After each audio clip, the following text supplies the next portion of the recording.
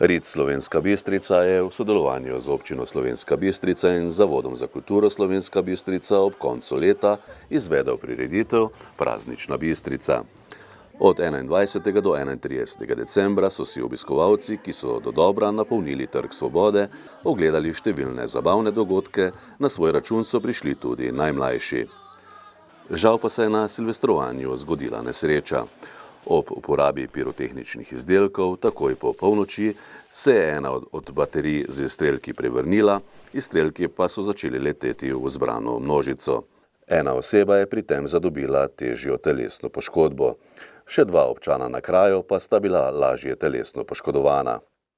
Za oceno Praznične Bistrice smo povprašali direktorja RIC-a Slovenska Bistrica Tomaža Repnika. Kar se tiče ocene letošnjega decembrskega dogajanja na mestnem trgu oziroma, kot smo vse prireditve poimenovali, Praznične Bistrice 2022, bi jaz tu vsebinsko izpostavil dva sklopa. Prvi, začenši z miklavževanjem in potem z prireditvami, se pravi glasbenimi nastopi. Ne nazadnje z božičnim sejmom, mislim, da je bil uspešen, mislim, da je bil dobro obiskan, pozitivni so tudi bili odzivi ponudnikov. Glede na dober obisk publike, mislim, da je tudi publika letos ugotovila, da je program bil pester, zasnovan oziroma namenjen vsakemu okusu. Poudariti je potrebno, da je pri sami organizaciji tudi letos sodelovala dejansko celotna ekipa RIC in poleg tega tudi veliko zunanjih izvajalcev oziroma vseh ostalih, ki so pomagali pri izvedbi prireditev. Zato se vsem, ki so kakorkoli po eni strani sponzorjem, po drugi strani ostalim naštetim, iskreno zahvaljujem, da smo tudi letošnje dogodke lahko izpeljali. Drugi del, ki bi ga pa letos, bom rekel, izjemoma posebej izpostavil, je pa seveda vezan na letošnje silvestrovanje. Vemo, prišlo je do neljubega dogodka s pirotehniko, zato bi jaz na tem mestu vsem v nesrečo vpletenim še enkrat zaželel dobro in hitro okrevanje. Istočasno pa pozivam vse udeležence prireditve, sploh tiste, ki so se nahajali bolj na zadnjem delu prizorišča, dajte res še enkrat pogledati po morebitnih fotografijah, ki ste jih naredili, morebitnih filmčkih, pogovorite se s kolegi z razlogom razjasnitve okoliščin, kako je do tega nesrečnega dogodka prišlo. Tako da enotno oceno letošnje Praznične Bistrice je zelo težko, praktično nemogoče dati. Kot rečeno, na eni strani smo imeli precej pozitivnih momentov, posebej moram izpostaviti. Poleg samega obiska letos, bi rekel, je bilo eno zelo zanimivo in pozitivno vzdušje, kar se tiče same publike. Se pravi, brez morebitnih manjših komplikacij, kot so se kdaj pojavljale, dejansko vzdušje je bilo zelo pozitivno, zelo dobro in na drugi strani, kot rečeno, tragičnega zaključka, ki je seveda celoten december obarval eno čisto drugo luč. Ob koncu pa poglejmo, kaj so po svojih nastopih povedali Nina Puštlar in člana rock-punk skupine Alo Stari. Kakšno je bilo za vas današnje vzdušje tukaj v Slovenski Bistrici, kjer v bistvu ne nastopate prvič in se z veseljem vrnete v naše kraje? Ja, seveda, z največjim veseljem, sploh v tem prazničnem decembru. Sem bila res zelo vesela povabila in to je bil tudi v bistvu naš zadnji koncert v letu 2022, tako da je bil res lep zaključek, čudovit odziv publike in res hvala za tako lep sprejem in seveda povabilo. Upam, da se kmalu spet vrnemo. Vedno ste nasmejani in res dobre volje, ko vas vidimo v bistvu pod žarometi, ste res nekako preprosti, pristni. Menite, da je to v bistvu da ta vzrok vaše nepopisne priljubljenosti v bistvu med vsemi Slovenci v bistvu na slovenski sceni? Kaj pa vem, kaj je tisto, po mojem prvi vrsti seveda pesmi in glasba govori vedno brez besed in daje nek notranji občutek poslušalcu, nenazadnje tudi meni. In to je v bistvu tudi tisto, kar mene drži po teh 17 letih, ta stik s publiko, seveda, ko vidiš, kako lepo sprejemajo tvoje pesmi, kako imajo radi vse te lepe besede, sporočila, ki jih dobivam vsakodnevno. To je tisto, kar tudi mene polni in taka lepa povezava se je res uspela ustvariti v vseh teh 17 letih in verjamem, da bo ostala še dolga leta in če bomo le zdravi in da bomo lahko seveda počeli to, kar najraje počnemo. Torej res po 17-letni v bistvu glasbeni poti ste le 2 tedna nazaj izvedli v bistvu vaš največji razprodani koncert v Hala Tivoli. Torej mene pa zanima, ali vas v bistvu takšni uspehi ženejo do še višjih ciljev in mogoče do kakšnega nastopa, mogoče celo v Stožicah, kjer lahko še bolj zapolnite dvorane. Ja, kar nekaj takšnih je bilo, ki so seveda potem, ko smo razprodali Halo Tivoli, za kar sem res zelo vesela in sem bila zelo pozitivno presenečena že kar mesec pred samim koncertom. Se seveda spraševali, kdaj pa Stožice. Tako da zdaj v bistvu lahko že počasi povem, da res v naslednjem letu pripravljamo prav 16. decembra ta veliki koncert v ljubljanskih Stožicah in bo to tudi en poseben izziv za vse nas, za celotno ekipo, ampak se ga zelo veselim in celotnega leta 2024, ki je še pred mano. Sicer je po vsakem tak koncert prevzet z enim takim občutkom hvaležnosti, ne? Da seveda lahko to počnem po vseh teh letih, da ima publika rada moje pesmi in da radi pridejo na koncerte, da nekaj lepega drug drugemu damo. To je pa seveda tudi bistvo vsega tega, kar počnem in najlepše darilo zame po 17 letih. Vsi pa vemo, da so tudi vaša glasbena sodelovanja vaše močno orožje. Lahko v naslednjem letu mogoče pričakujemo še kakšno sodelovanje s kom? Ja, glasbeno sodelovanje imam res zelo rada, ne samo s pevci, ampak tudi z različnimi inštrumentalisti. Tako sem ob koncu leta sodelovala tudi prvič po 17 letih z odličnim kitaristom Borom Zuljanom, ki se mi je pridružil pri pesmi Prste stran in potem smo se tudi pri novi plošči posneli pesem Malo malo. Čudovit, res je izvrsten, na klasični kitari je dal tej pesmi eno tako posebno noto in se zelo veselim, ko bo pesem prišla tudi na radijske postaje. Tako da so ta različna glasbena sodelovanja nekaj, kar polni, ne, in naredi tudi za publiko nekaj posebnega, nekaj drugačnega, tako da verjamem, da se bojo še zgodila, ne, ampak seveda vse to nekako prepuščam toliko življenja in naključjem in neki lepi energiji, ki se vzpostavi med dvema.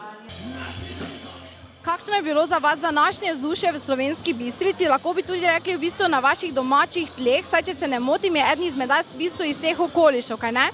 Tako je iz teh okolišev, v bistvu je z Vrhol, to ni Bistrica, čeprav on to govori. V bistvu veš en secret podatek, ne?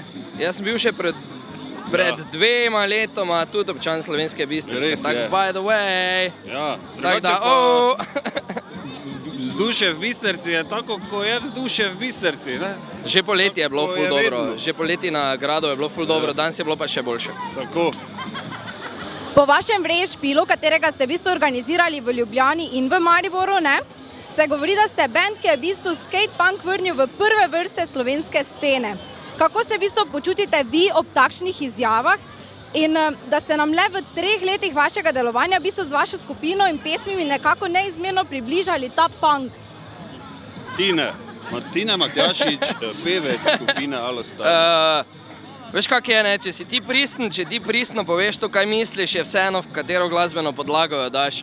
Mi delamo to, kar mi poznamo, v čem smo mi odraščali in ful me všeč, da to sprejme tudi publika, ki nas posluša. Katero pesem pa v bistvu najraje zaigrate na odru in katero pesem menite vi, da imajo vaši oboževalci v bistvu najraje?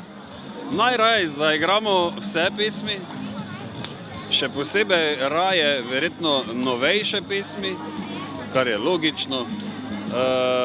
Je pa opažamo recimo na koncertih, vsebi dal je ful, pa ne vem kam, logično. Drugače pa ta čist nov komad, lej ti ovega naslov, se nesramno hitro prijel, tako na Štuku kot v Šiški. Zelo nesramno, ja, res je. Prav neverjetno, tako da upamo, da se bo tudi potem, ko bo enkrat to izšlo vse skupaj. Torej, po 2 letih delovanja ste izdali svoj prvi album, kaj ne? In ste že kaj v bistvu razmišljali o drugih albumih in tudi v sodelovanju s kakim drugim artistom, ko ste recimo zdaj z MKM, ne? Zdaj, da bi sodelovanje z nekom drugim, to se mora zgoditi organsko, pač do tega mora priti, ne. Pri MK je pač bilo tako, da smo se našli v enem komadu in je bilo to. Kar se pa tiče novega albuma, pa vam rekel, naslednjo zimo bo ziher že nekaj novega zunaj. Ja, nastaja, ne? Nastaja.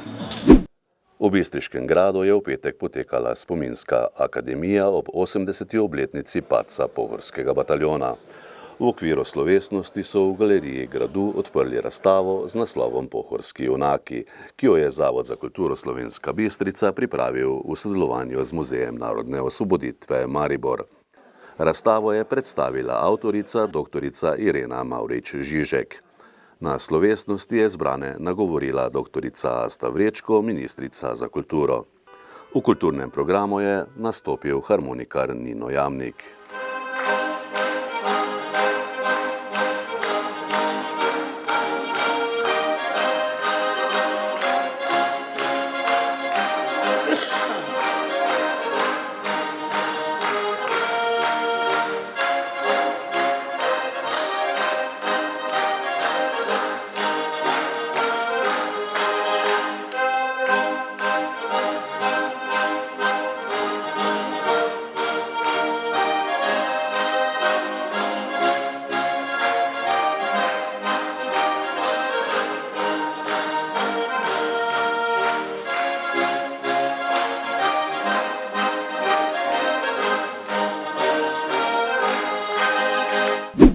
Zavod za kulturo Slovenska Bistrica je minulo soboto v sodelovanju z občino Slovenska Bistrica izvedel spominsko slovesnost v počastitev 80. obletnice poslednjega boja Pohorskega bataljona. Slavnostna govornica na prizorišču bojišča Pohorskega bataljona pri Treh žebljih na Osankarici je bila Nataša Pirc-Musar, predsednica Republike Slovenije. Naj začnem z besedami Pavle Medvešček, ki je med vojno zapisala, kot da bi imela v svojih mislih prav ta kraj. V sneg se utapljajo koraki, vse gostejše so sledi rdeče, življenje ponehuje, ugaša, strel prereže jutro.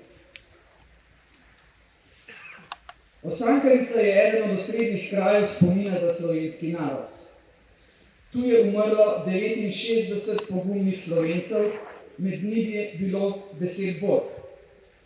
Verjeli so v svetlo prihodnost svojega naroda in se s svojimi življenji uprli okupatorju, ki nam je nasilno odrekel pravico do svetle, svobodne prihodnosti. Verjamem, da bi bilo teh 69 pogumnih Slovenk in Slovencev danes ponosnih, da je njihov narod obstal in da Slovenke in Slovenci živimo kot samostojen, neodvisen narod v suvereni, samostojni državi, ki je enakopravna in spoštovana članica mednarodne skupnosti. Poseben pomen temu kraju in prizadevanjem tu padlih borcev zato daje obdobje, ki jim ga ni bilo dano videti. Mi, njihovi potomci, pa moramo njihov spomin spoštovati in se iz preteklosti učiti, kako živeti sedanjost in soustvarjati prihodnost. Spoštovani, predlani smo praznovali 30. obletnico ustanovitve in obrambe slovenske države, lani 30. obletnico njenega diplomatskega priznanja. Oboje se upada s predlansko 80. obletnico ustanovitve Osvobodilne fronte slovenskega naroda, lansko 80. obletnico ustanovitve Pohorskega bataljona ter letošnjo 80. obletnico poslednjega boja njegovih borcev. Prepričana sem, da ne gre zgolj za naključje v času, marveč za sosledje večstoletnih prizadevanj slovenskega naroda, strnjeno v obdobje tik pred uresničitvijo sanj o svoji državi. Ob tem bi izpostavila dvoje. Prvič, brez narodno-osvobodilnega boja, s katerim smo se uspešno zoperstavili okupatorjem, bi bila naša prihodnost drugačna. Vloge NOB v uporu proti okupatorjem in njenega pomena za samostojnost Slovenije zato ni mogoče in ni prav zanikati.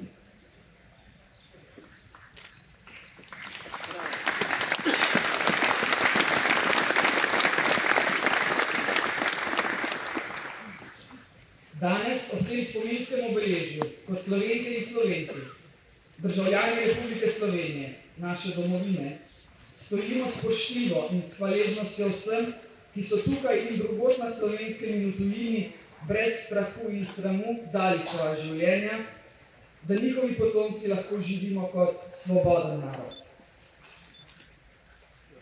5 desetletij po poslednji bitki Pohorskega bataljona smo Slovenke in Slovenci zaživeli v svoji državi. Ustanovili smo jo sami, z zgodovinsko podporo na plebiscitu, s poenotenjem tedanje politike in ljudstva ter kolektivno zrelostjo. Čeprav smo stopili na pot negotovosti, smo bili enotni in se zavedali, da imamo kot skupnost naposled priložnost in tudi moč za uresničevanje nacionalnih interesov in spopadanje z izzivi. To je strnitev sosledja vseh prizadevanj našega naroda in zasluga tistih, ki so skozi stoletja ohranjali slovenski jezik, kulturo in slovenstvo. Slednje so branili in ubranili z besedo in orožjem, ko je bilo to neizogibno.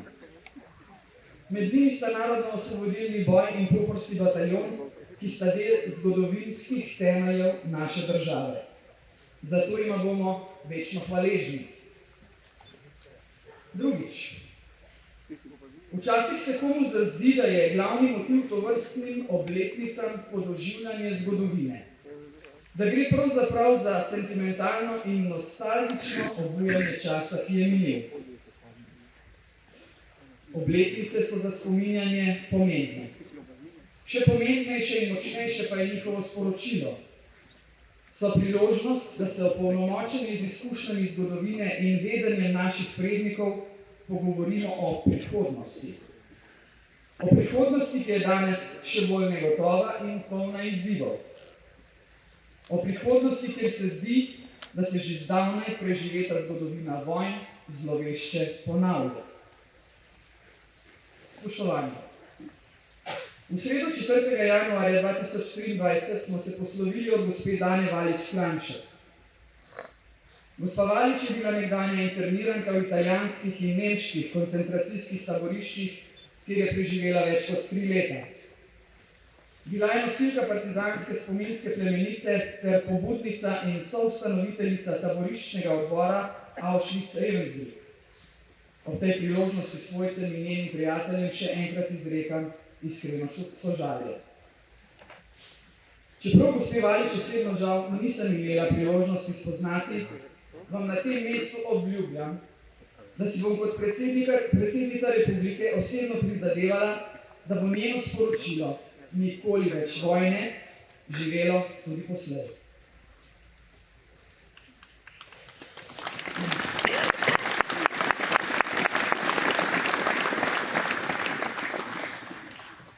V času, ko se na evropskih tleh po 3/4 stoletja ponovno soočamo z vojno, je sporočilo pokojne gospe Valič in preživelih internirank, ki sem jih imela priložnost spoznati lani septembra v Portorožu, življenjskega pomena.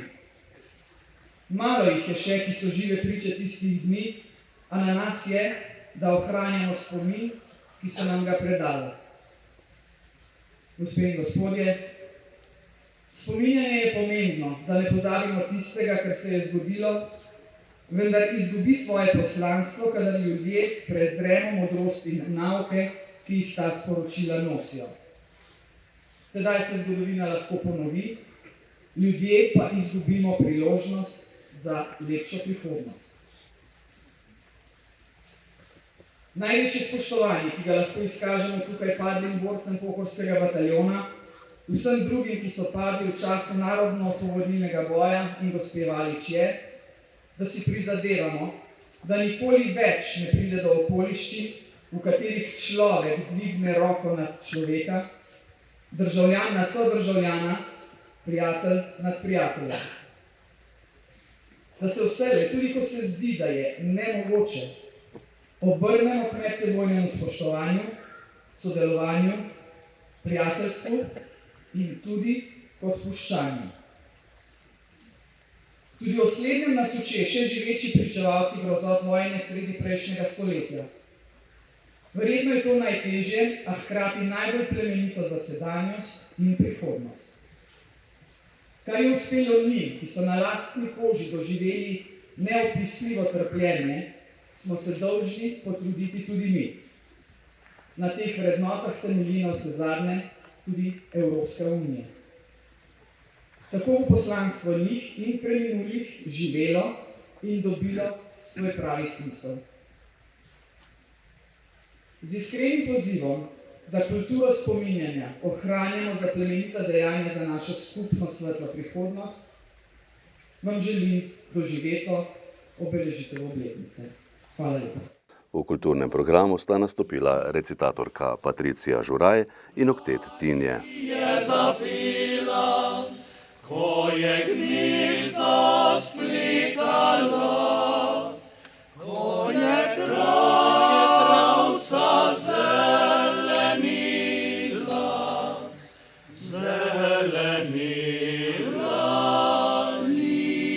lipica. In tako mi je zapela, in tako povedala, da ljubezen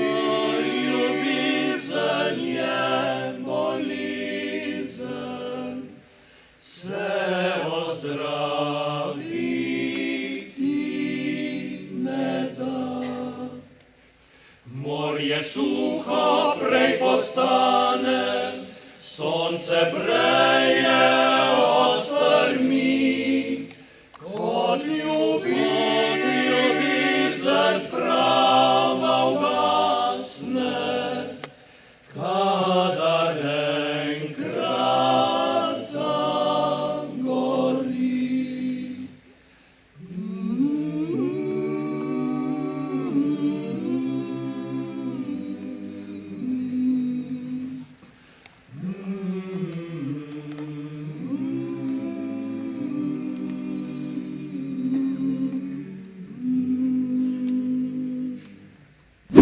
Preteklo sredo, 11. januarja, je minilo 20 let od smrti dr. Jožeta Pučnika, ki je odigral eno najpomembnejših vlog v času slovenskega osamosvajanja.